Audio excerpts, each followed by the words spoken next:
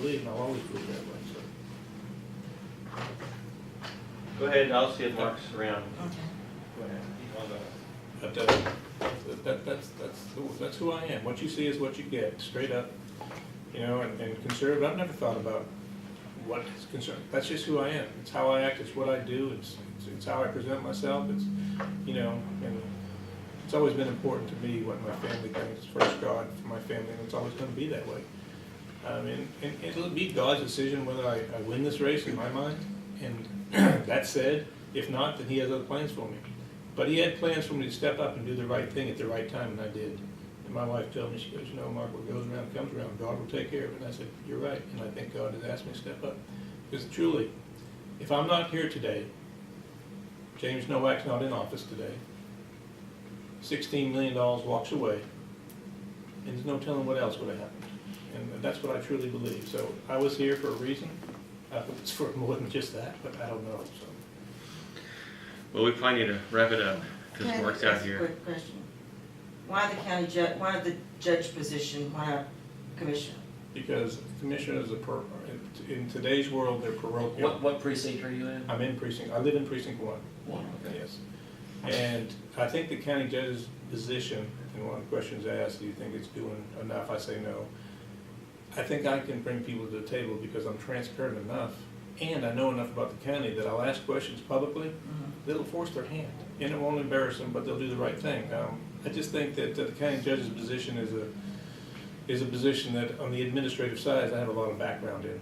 Right? And certainly I feel like I do the commission job, but I don't think that's my calling on this. And like you asked me, I never thought about the county judge's position, but I feel like I can provide something that no one else can at this time. And I'm not saying that someone else can't come in and do it, but I just think my experience can get this county where it needs to go, and I think we need to do that. Well, we appreciate you coming out and running, and I appreciate you all taking the time to do what you do, and I'm sure I didn't answer all your questions the way I needed to, but, you know. Nobody does.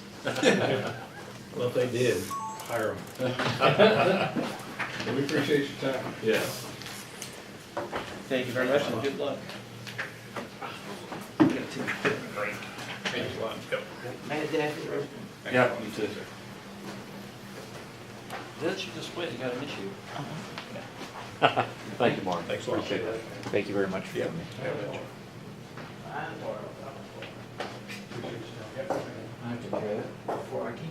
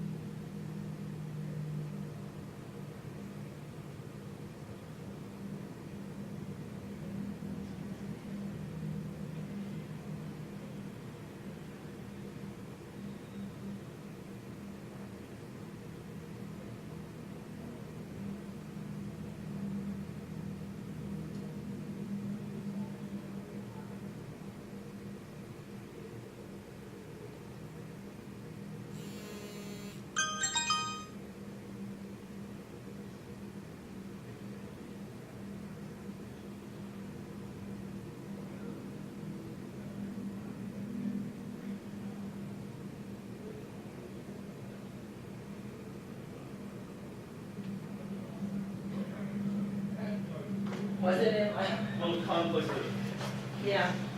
go on in. Raising or? We got you at the other end of the table there on the head there. Great. You get to walk the longest. You do need to bring the chair around. Yeah. Preferably. Thank you, I appreciate that. It's a little warmer in here than it was the other night. Oh, in here? No. Oh, yeah.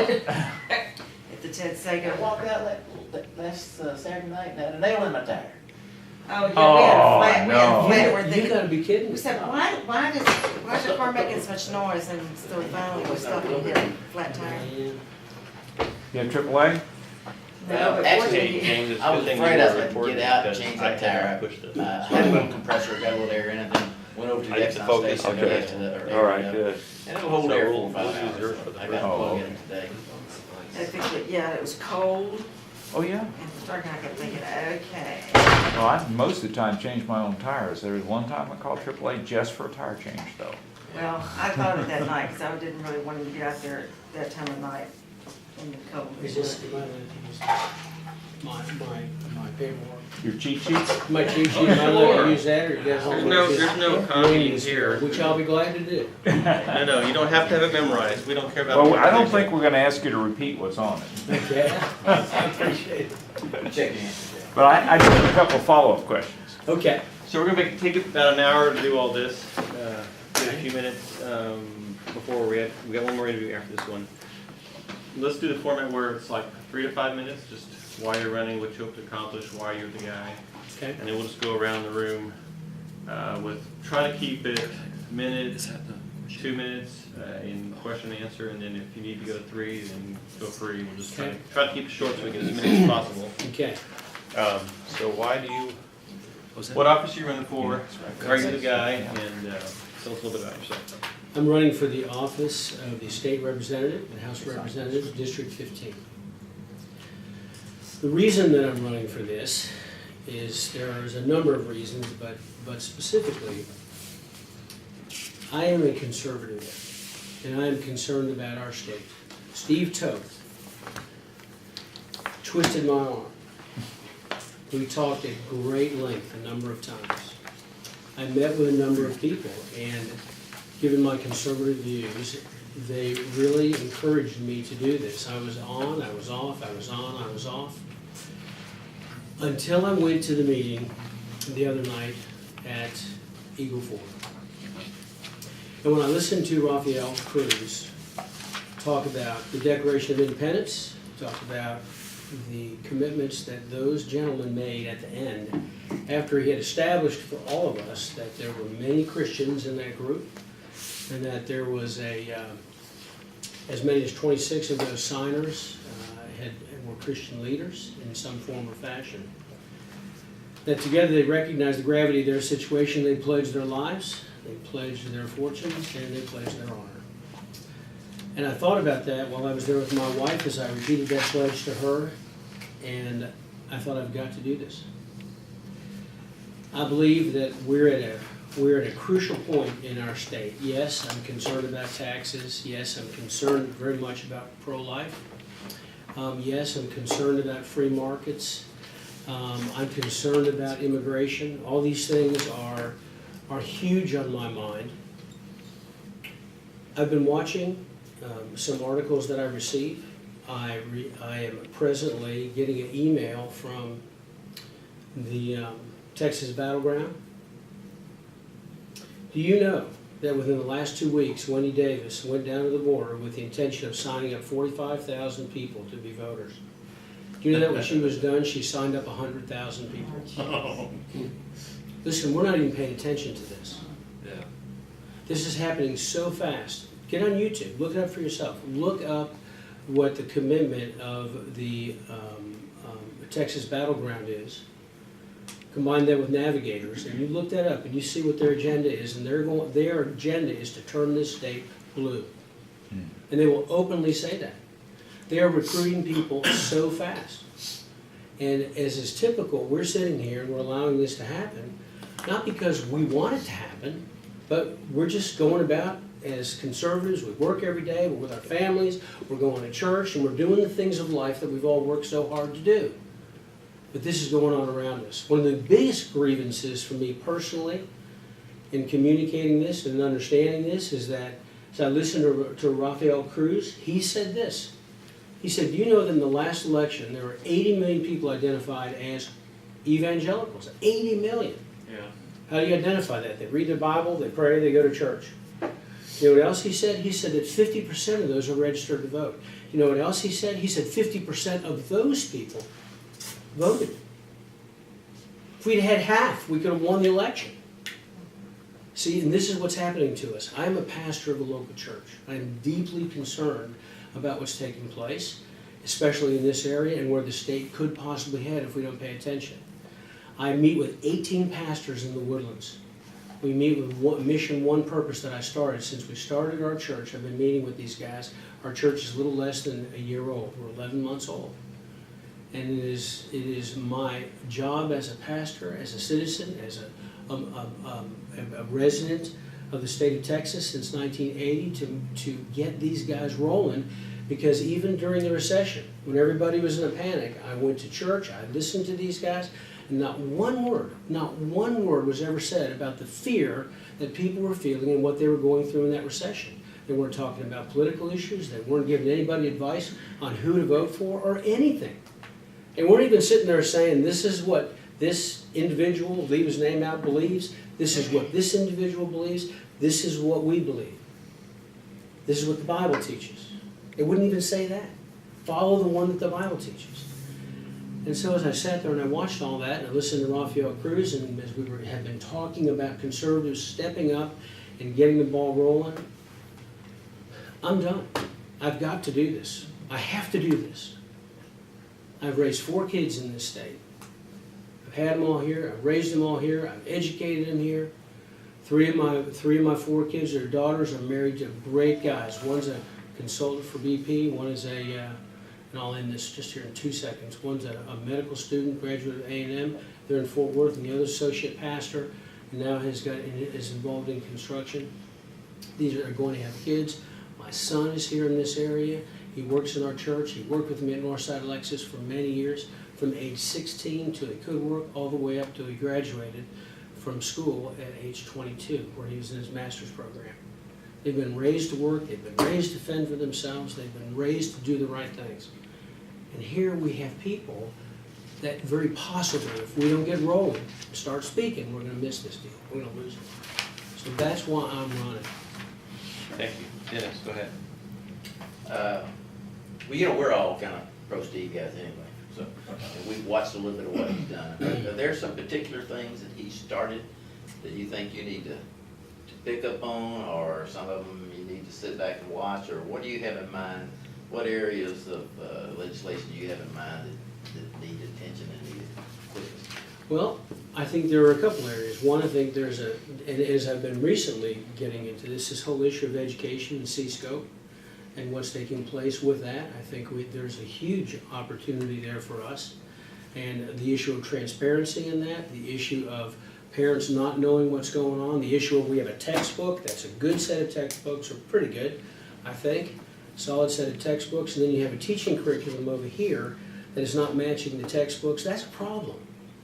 And there's some of the things that they have been teaching in that.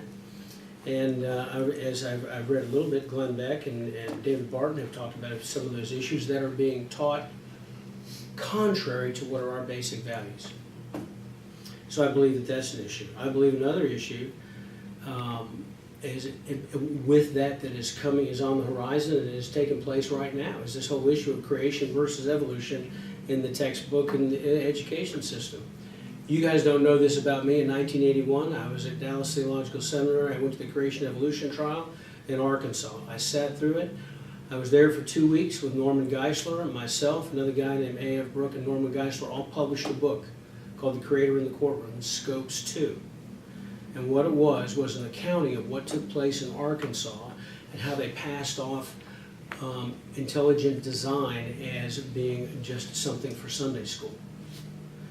And I know that our Barbara, yes, is fighting this issue right now. She's talking about this issue right now. And it absolutely must be taught, intelligent design, that it is an alternative, because they are both theories. They teach evolution as if it's a fact, as if it is self-authenticating. They teach evolution as if it cries out from the ground that it's truth. It is absolutely not. You have to have a set of presuppositions to deal with that, just like you have presuppositions when you come to intelligent design. So anyway, the education, I think, is an important issue that's around the corner, and there's other issues as well. James?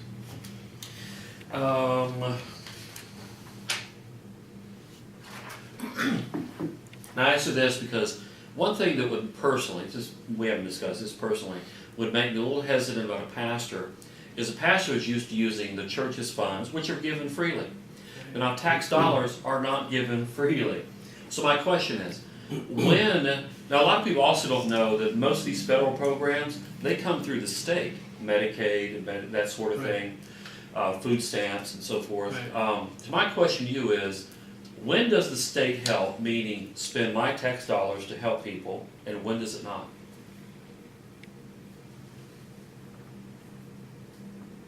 That's a great question. We're looking for a great answer. Well, I think, here's an example.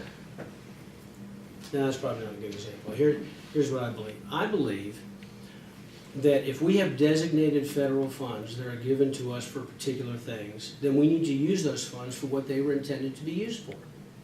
I don't think it is fair for us as a state to use funds that are given to us by the federal government so that we can put in boathouses and boats with that money, then sit there and put tax burdens upon the people with higher tax rates in their property taxes, for instance, when you have such an influx of people that are coming in. I mean, it's unbelievable the amount of people who are coming in here. Economy of scale says our taxes ought to be going down, but they're going up. What is happening to the tax dollars? Should they have been spent on roads? Should they have been spent on those kinds of things? So in my judgment, if we could just spend the money on what is designated to spend, and our Texas taxes be spent on the things that are the pillars of our Constitution, I think we'd be a whole lot better.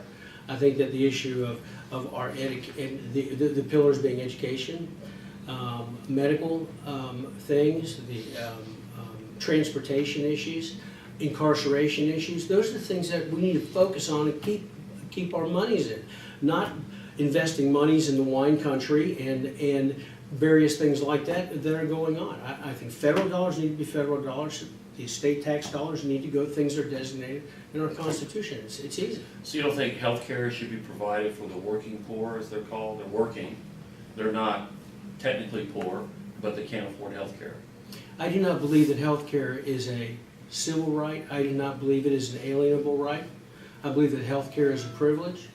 I believe that health care could be available for people as they are able to work, and as we are able to create an environment that enriches our small business and enriches our free, our opportunity for the development of our business climate. I think when that happens, I do believe in supply-side economics. I do believe that if you have a group of people who are successful in business, it is to their benefit to ensure that those who are part of what they are doing are going to be benefited by that. And so I do not believe that it is a state responsibility to cover that stuff. Yeah. Okay. Just to clarify, you That's said my position. Go you ahead. said healthcare is not an alienable right. Do you mean it not an inalienable? Inalienable Okay. right. Yes. Tricky language there. No. That's what I meant. Okay. Yeah. Okay, one of your answers, what your top 3 priorities was lower taxes. Part 2 was cut spending.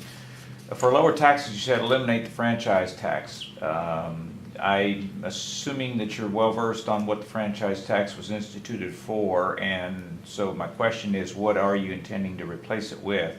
And when you're going to cut spending, is that spending going to be cut? Can you be a little bit more specific? I know you Yes. said Texas Yes. things for the Texas Constitution and so forth. Yes. What is the margins tax? Right now it's 0.5% and 1% for retail or whatever. If you make over $1 million, I think the revenue's not the profit. Right, exactly. It is a form, the biggest problem I have with it is a form of taxation on existence. It's, you start a business, we're gonna tax you. It's not a tax on consumption. It's not a tax on individuals purchasing something and using something, and the result of that being that they're able to raise taxes. This Van Orm, this little town in Van Orm, I think is this, I was recently listening to a podcast, where these guys have taken their city taxes and have based their taxes on consumption. It's unbelievable what they've done. So they have gone through the process of eliminating the property taxes, other areas that I think tax a person not on their productivity, but tax them on their existence. And I think that's part of the problem with the franchise tax. I mean, why don't we tax people on what what is being consumed as opposed to production? And this is not even on production. You sit there and you produce it, it goes and sits in a silo. It sits in a silo, it gets a tax. Then it goes from the silo, and then the grain goes and it gets picked up by Pillsbury. Pillsbury picks it up, turns it into flour. There's a tax. Then it turns around and goes from flour, then it goes to Keebler cookies, and it goes to Pillsbury cookies, and now we have cookies sitting on a shelf. So will a consumption tax result in less consumption? Well, possibly. We are a consuming group of people, first of all. We will continue to consume. And if we don't have to be burdened with others, it's not like we're taking the consumption tax and adding it to other taxes. What I'm advocating for, and whether or not this could even ever get handled, it's kind of like a flat tax. I mean, could we ever really get a flat tax handled? I think a flat tax would be awesome. But is that ever going to happen in the federal? I don't know. I doubt it. But given the powers that be, but when it comes to this, to the franchise tax, what we're doing is penalizing people for opening up businesses. That's what it comes down to. And guess who pays for it anyway? The consumer. The end user pays the taxes. They're going to pass this on. $2 for a box of cigarettes right now. $2, and they want more taxes to come to fund some more educational stuff. I'm not pro-cigarettes, I'm not pro-smoking. All I'm saying is that that's the kind of tax that you're talking about just because they produced it. So on your question that Dennis asked you, I think you ran out of time, so don't explain them all, but just, he asked you what you wanted to change to state legislature. You listed textbooks and creation. Yes. And so just list the other things that are as equally, I got a two-part question. List the other things that are equally on your mind, just list them, we can go through